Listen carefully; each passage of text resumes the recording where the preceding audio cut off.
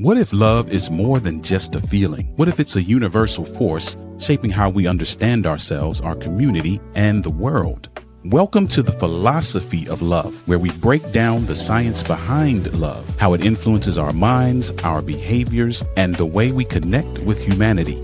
Join us as we explore the psychology of love as a driving force for empathy, growth, and understanding. You're watching the Philosophy of Love podcast with Juan Lee and Dr. James Brockington. Well, hello, everybody. Welcome to the Philosophy of Love with Dr. James Brockington and myself. Hello, how you doing, Doc? I'm doing great, Juan. How about you? Oh, doing just wonderful, just wonderful. This is the inauguration of something new for Clear Journey.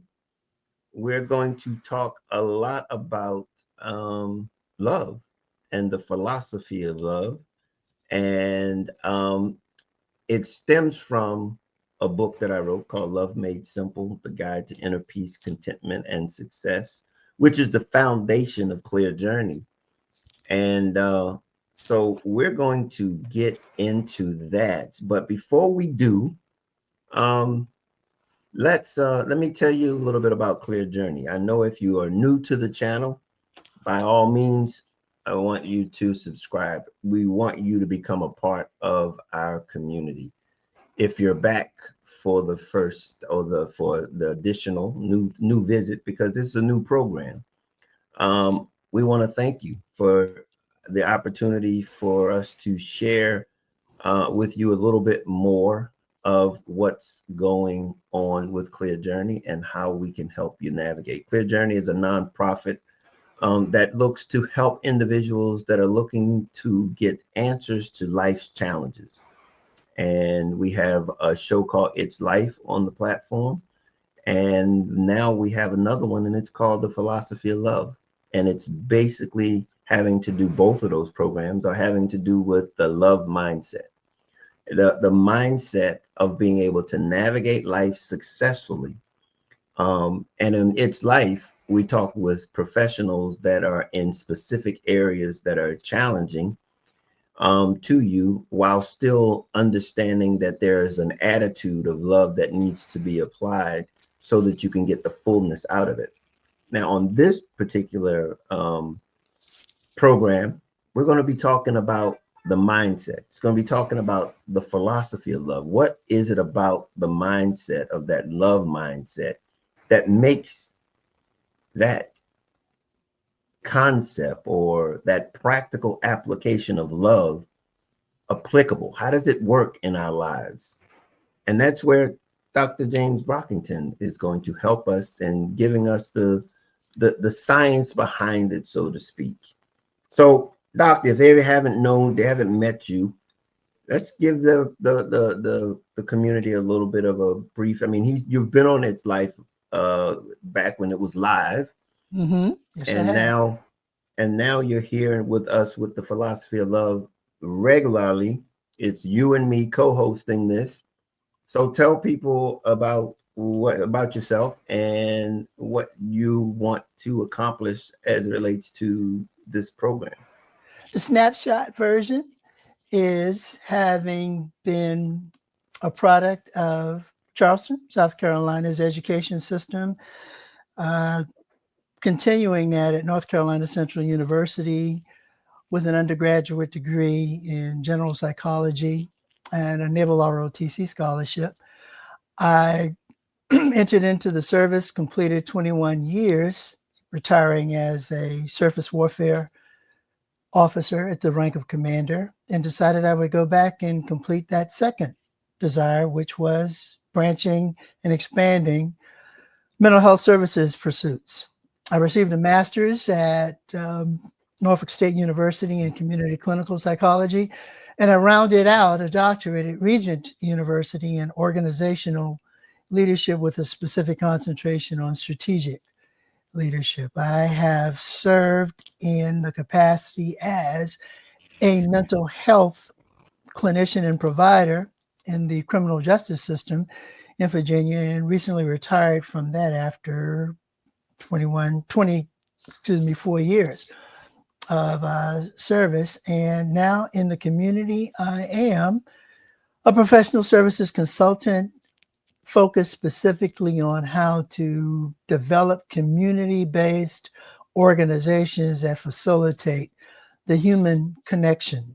And by human connection, we're talking about a word that's been used quite frequently in our introduction, a mindset, the actual thinking and behavioral alignment that enables an individual to strategically, professionally, personally, and intellectually obtain every goal and every aspiration that they deem worthy of their pursuits.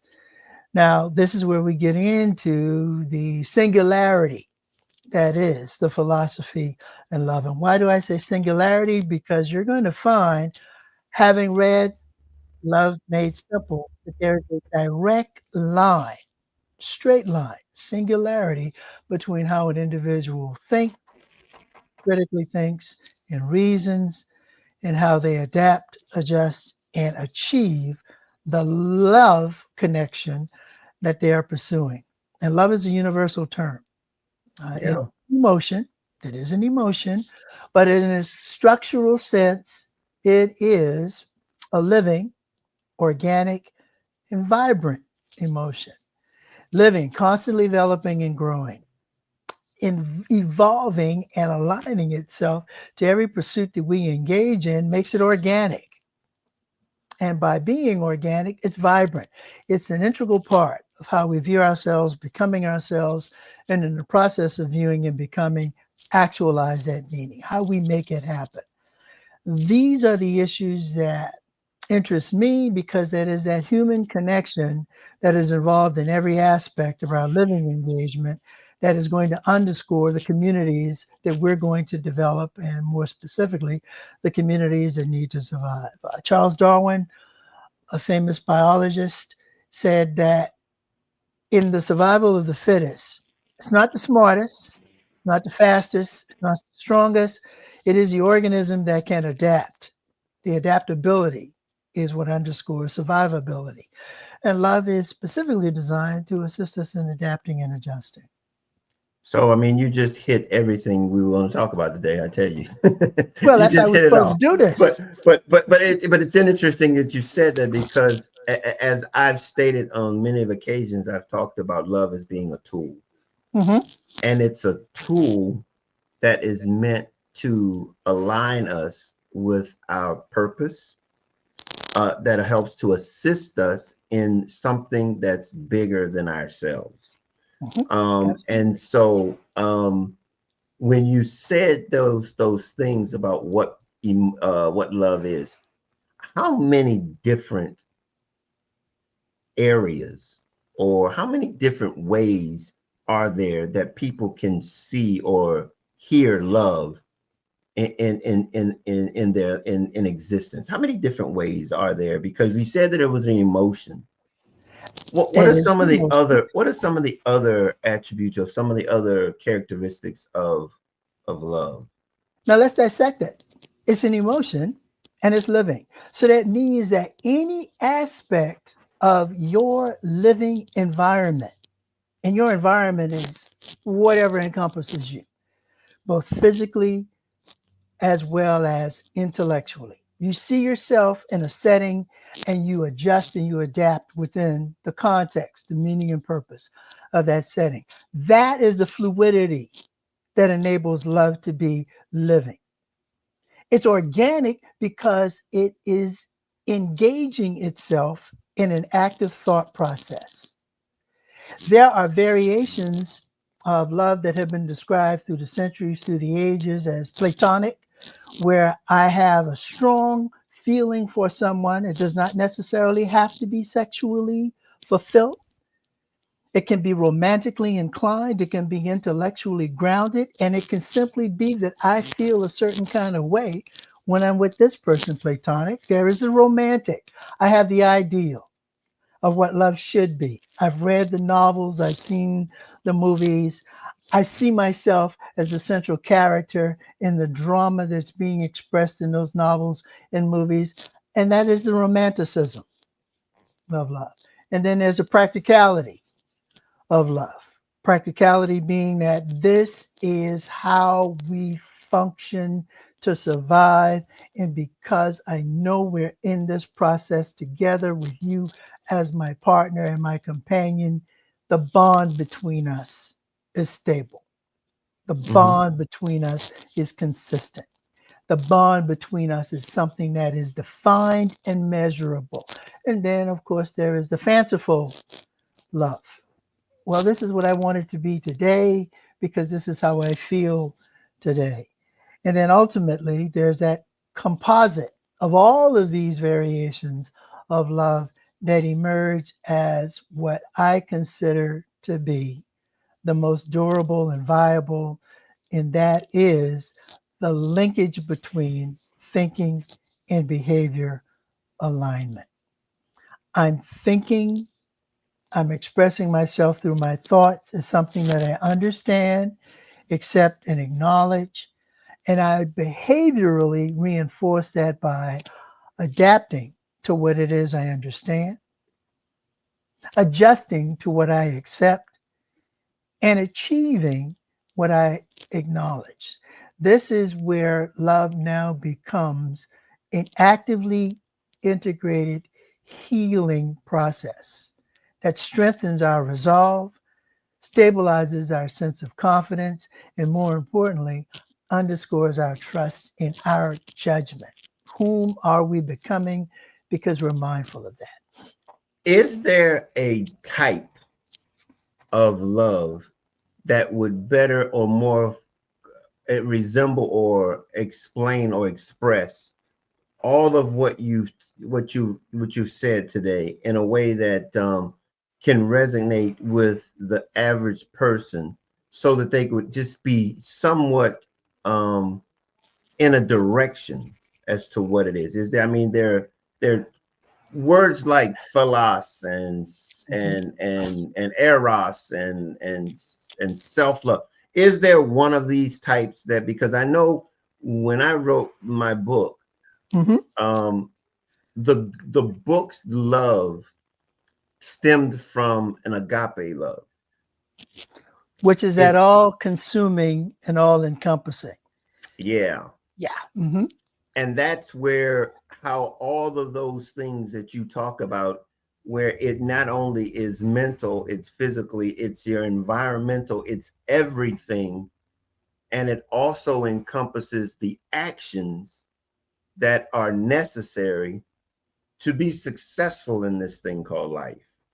Hence the intellectual and the philosophical view of what love progressing through those stages that you name. Mhm. Progressing through those stages is providing the individual whom is progressing through those stages the mindfulness necessary for them to determine how they wish to express love. You see, love has many stages, and in each of those stages, it has its own linkage to the behavioral expression of it. We talk about agape love, all consuming, all giving. I have the unconditional capacity to love, and in so doing, show that my care and my concern and my immediacy of that care and concern is directed towards this moment, this, and if we're defining it to a person, this person. You know, you can see the same thing being expressed in an individual who is athletically inclined, saying that I'm going to be a professional football player, and it is for the love of the game that all of my energies are directed. I have a sense of all consuming commitment to whatever is necessary to do this, to be this, being my objective. Again, driven by the vibrance and the organic sense of fluidness that love brings to the definition of how we wish to define an all consuming pursuit that we see. And So when would you you go ahead, go ahead? No, I was saying, and when you capsulize that portion of it, that's the part where love is a choice. Would and you agree? therein lies the mindfulness of it. You see, in order to define love, as broad as all consuming as it is, there is the necessity for what becomes mindfulness. And mindfulness, if you give me a moment, can be seen as why and how you're organizing your thoughts.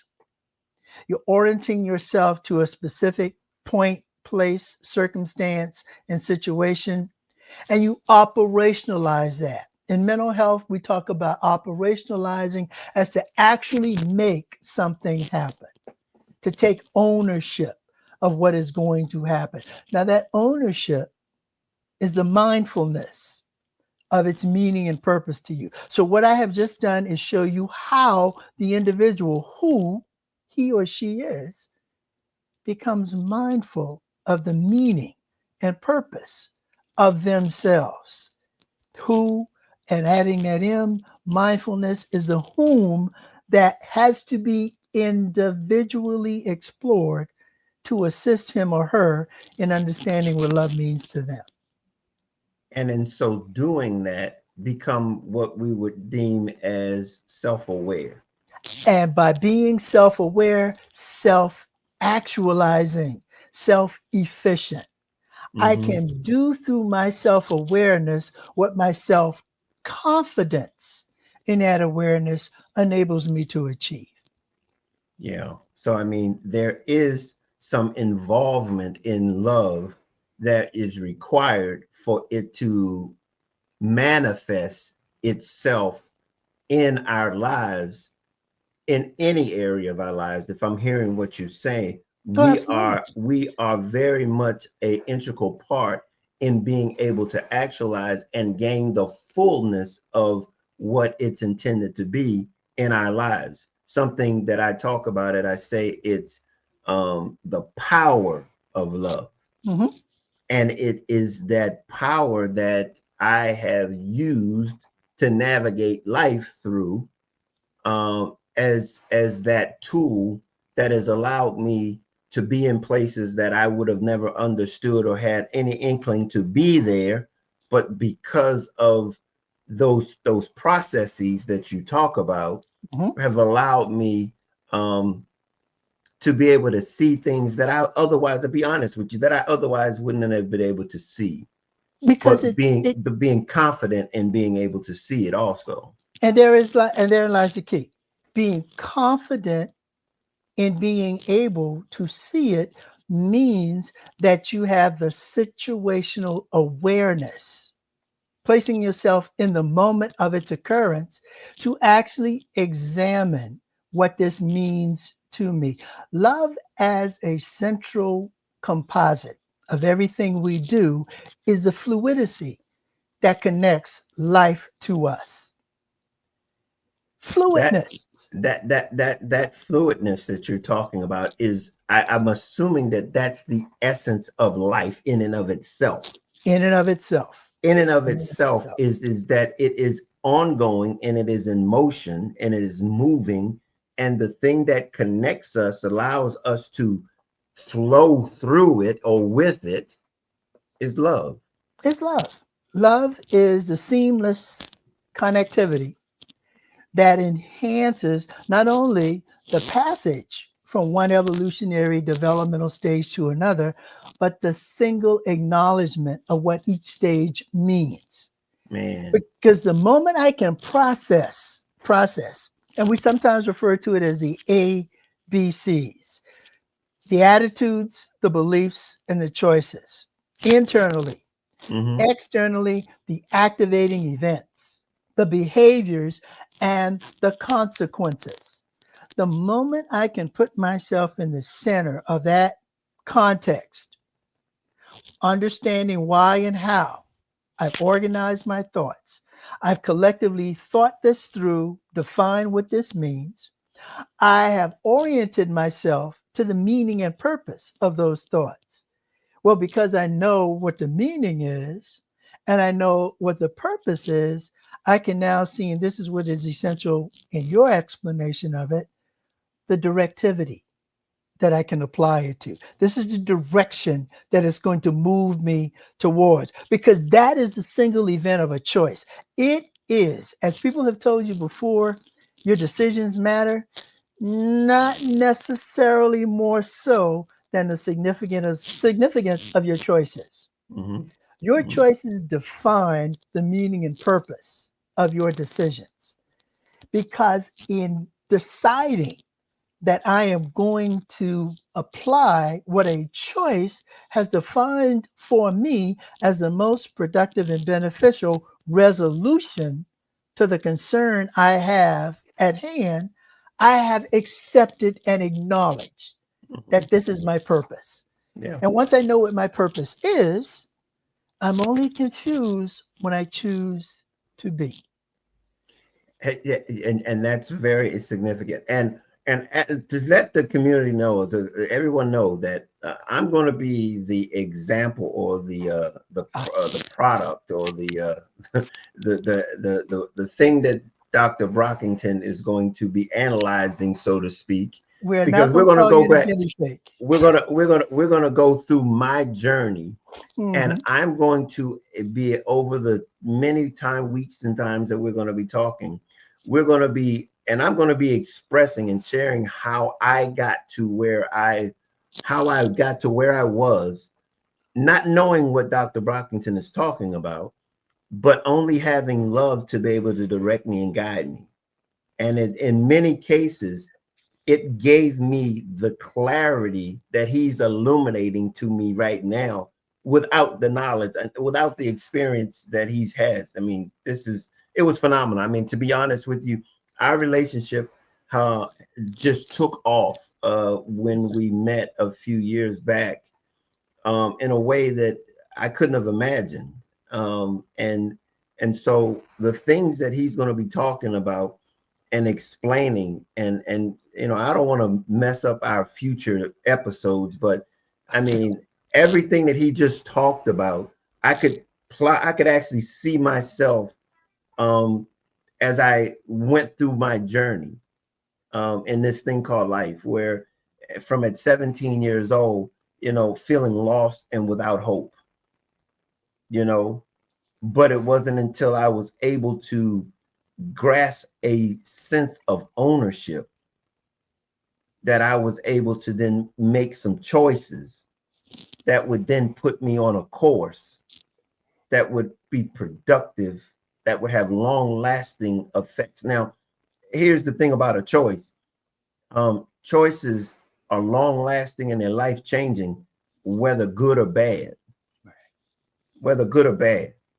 And so when he starts talking about those things, at a very young age, I didn't know what I was doing, didn't know the ramifications. And I tell you, in many cases, I was afraid to make a wrong choice, because I had gotten to a point, and we'll get into it on our further episodes, but Oh, yeah. I was at a point where I was forced to have to make a decision. I was forced to have to make a decision. And that's that fluidity that doctor's talking about. It's called life. It's It's called called life. life. Yeah. And was forced to make a decision, and not making a decision is making a decision as in default. Mhm. Okay. So let's be clear that what we're talking about here is life on the inside. We're talking about how life. See, we oftentimes get caught up with what life looks like on the outside, but what we're going to talk about here is how it got to being able to be what we see on the outside, and it started on the inside. It started on the inside, and so we are very excited about being able to pull down the curtain, so to speak, Mhm. on these myths, Yeah. these confusing concepts or thoughts as it pertains to love. As we said, that it's an emotion, that there's so many different things that we've had it associated with it. But until we get to the very root of the cause of it, when he talks about it's a tool that you and I get to use to navigate life. And it has the power to open any door, close any door that needs to be closed, and it allows us to reach heights that we would have never otherwise known that was possible. Mm-hmm. So we are very excited. I know if you haven't noticed in myself, and if you haven't heard it in the doctor, he's excited about being able to impact people's lives in a way that there's change and fulfillment in the lives of those who desire it. And that's ultimately here. It has to be desired. That's right. That's right. One of the things that I am most hopeful that we will be able to accomplish in the spontaneity and the free flow of our dialogue and discussions are going to be what has been the central bugaboo for anyone who is in the mental health services from a provider, consultant, or an actual therapist field, and that is getting a client to come in and realize that they are, quote unquote, not crazy. Coming in and actually talking to another individual, expressing your concerns to another individual who is empathetically and sympathetically grounded enough to allow you to have the opportunity to freely discuss these things is what I'm hoping the large aggregate of our audience will see and at some point realize that it's okay to go in and talk to someone. And you know what? The issue here on that point is not necessarily how I got there, because the reason that I wrote the book was to speed or fast track someone to not have to go through what I went through, so that you could get what I learned.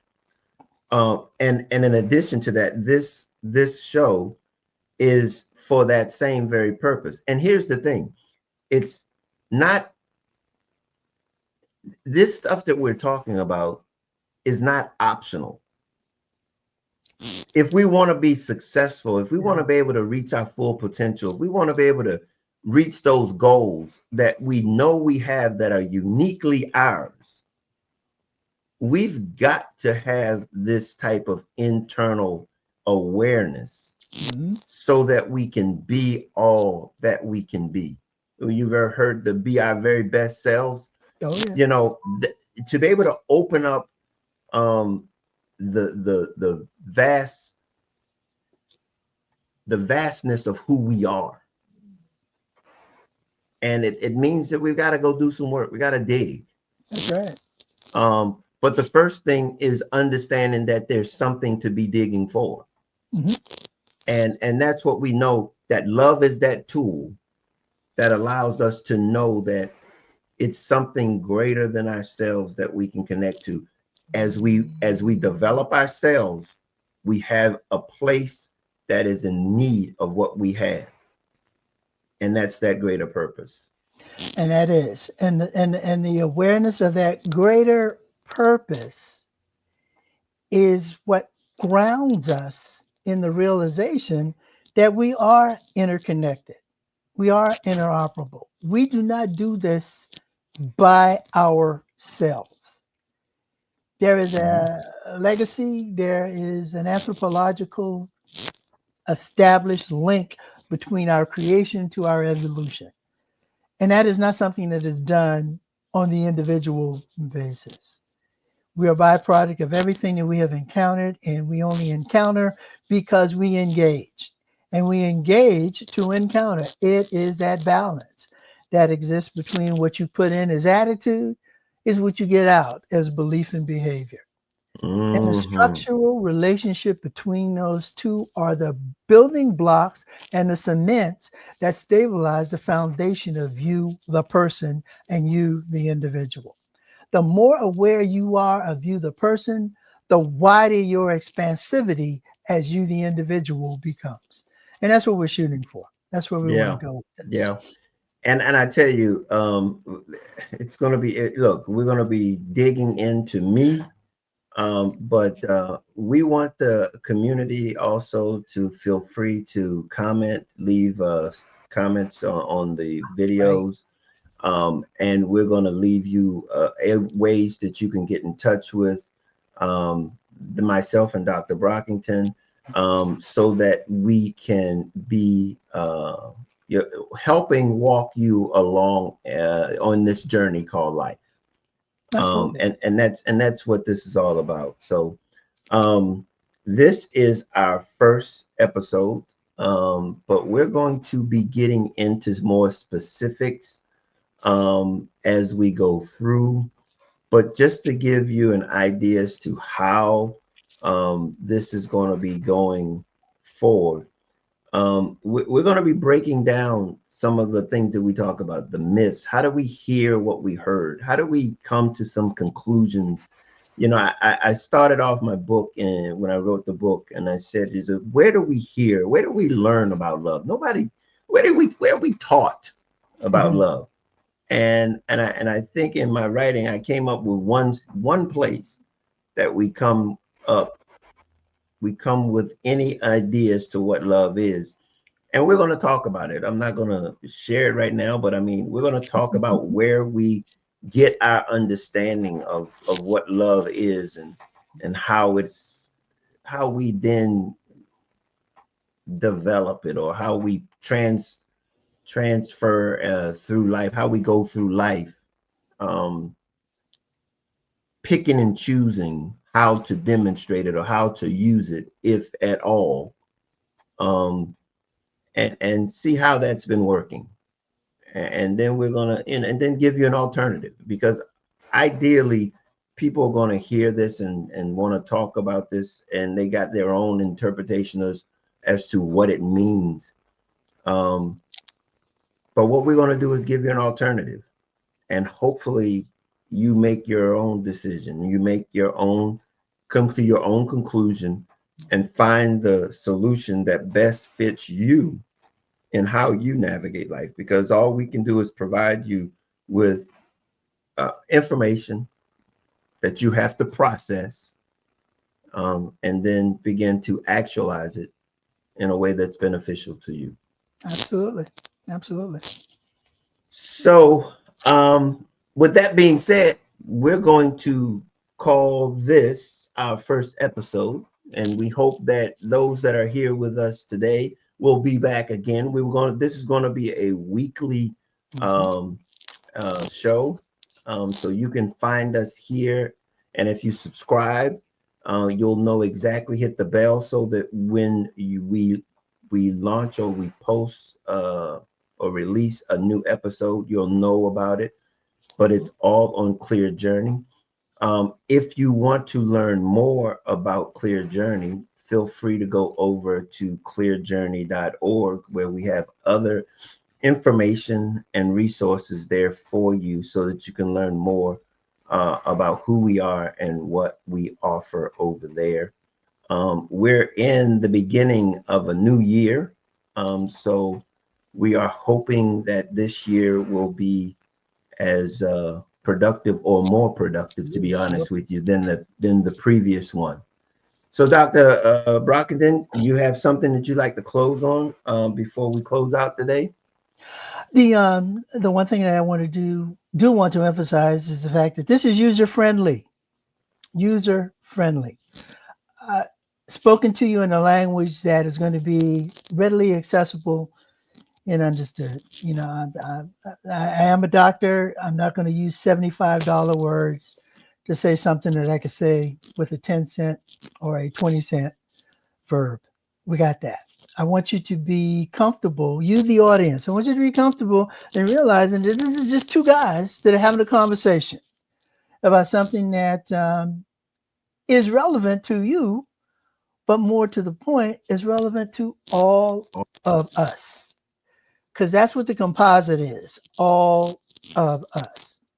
In the times and circumstances, situations we face, all of us have to come together to resolve this. I mean, this planet Earth is still small in comparison and contrast to the issues that exist in front of us. Small. And it's the only one that we have. So we need to get ourselves into that mindset that says survivability, dependability, and reliability are more important than anything other than the realization that we got to do this together to make this together. Yeah, together. I guess that's the word that we're going to focus on in this journey that we're starting, is that we can't do it alone. We are in this thing together, and the philosophy of love leads us to the tools that connect us together to make this thing work for us all. We're not in it alone. Nobody builds anything by themselves. Nobody succeeds by themselves. So we're going to ask that you join us continually, be a part of the philosophy of love and clear journey in and of itself. And we want to know that we're here for you, to support you on your clear journey through life. Absolutely so. We'll see you on our next broadcast. Till next time, see you later.